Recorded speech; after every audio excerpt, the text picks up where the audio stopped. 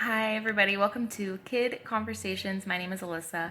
So I just want to jump in there. I work with a lot of parents, and one question that I get a lot is how can I make preschool drop off just a little bit easier for both me and for my child? Sometimes when I drop them off at school, they will be crying and screaming and asking me to stick around, and it's really tempting to do so.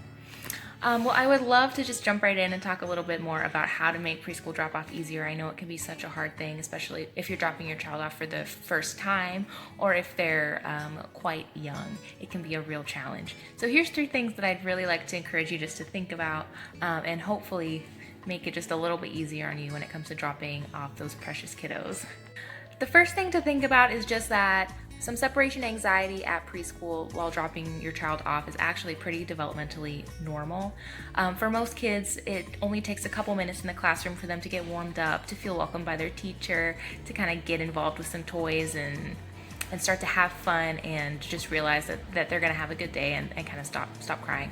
It's really normal because you are an attachment figure to your child, and when children have secure attachments, they recognize that you are the person from whom they're going to have their needs met. So you're the one that feeds them, clothes them, takes care of them, and provides them ultimately with a sense of really deep safety and security. So by leaving, they do tend to have a little bit of anxiety, which is totally a normal response.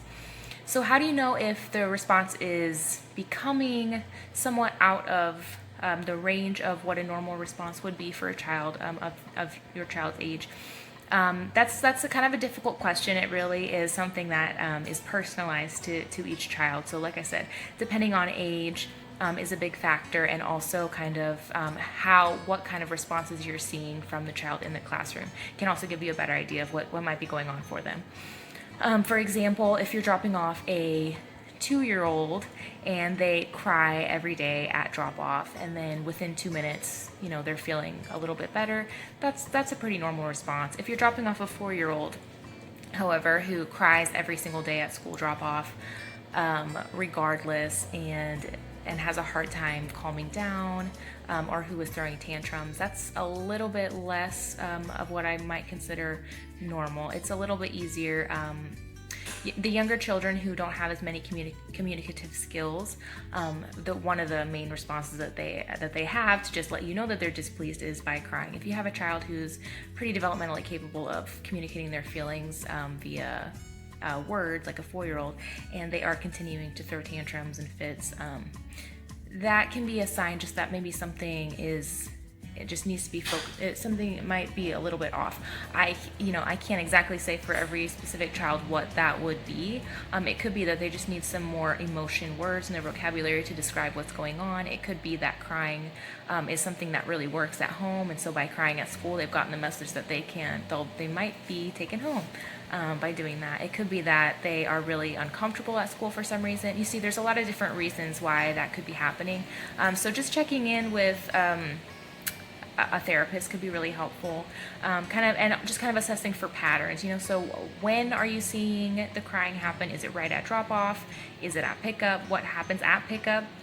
Is your child pretty acclimated to the room, or are they still experiencing some discomfort or distress? What kind of responses do you get from the teachers? And kind of by looking at those situations, you can kind of get a better idea of what might be causing that response from your child. But again, like I said, it's something that's very specific and to each child, and something that might be better assessed by a more individualized evaluation. The second thing I'd like to talk about is just how a child might do better in a situation where they are able to predict a very solid routine. So my recommendation for dropping a child off at preschool is this. It's very important for them to have just a very solid routine so that they can derive a sense of security in knowing exactly what's going to happen from day to day. So that might mean waking up at the same time every day, having breakfast at the same time every day, letting them pick out their clothes, brush their teeth, do their daily routine with or without assistance from you, depending on the age, kind of in a very similar way, giving them choices whenever possible. But for the most part, just kind of keeping things a very routine pattern. The same thing in the classroom. So that means getting out of the car, walking down the hallway, opening up the doors of the classroom, helping them put their backpack away, helping them put their coat away, giving them a hug and a kiss, and having a loving goodbye routine, and then just leaving the room. So one thing that can be very tempting is to kind of stand in the room and linger if they're crying, to help them kind of get acclimated, sit down on the floor, and kind of break that goodbye routine.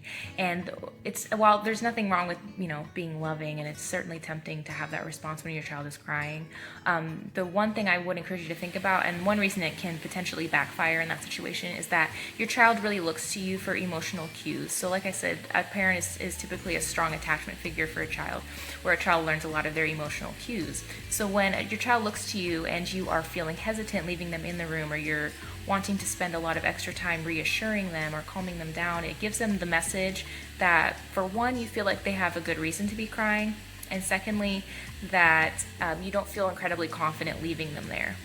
Which children soak up these emotional cues just like a sponge, and you may not even realize that that's something that they're receiving.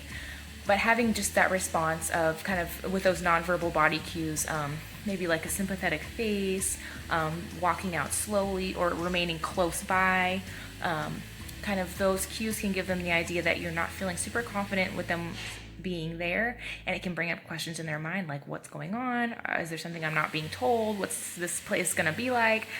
Why does my parent feel hesitant or fearful or anxious leaving me here?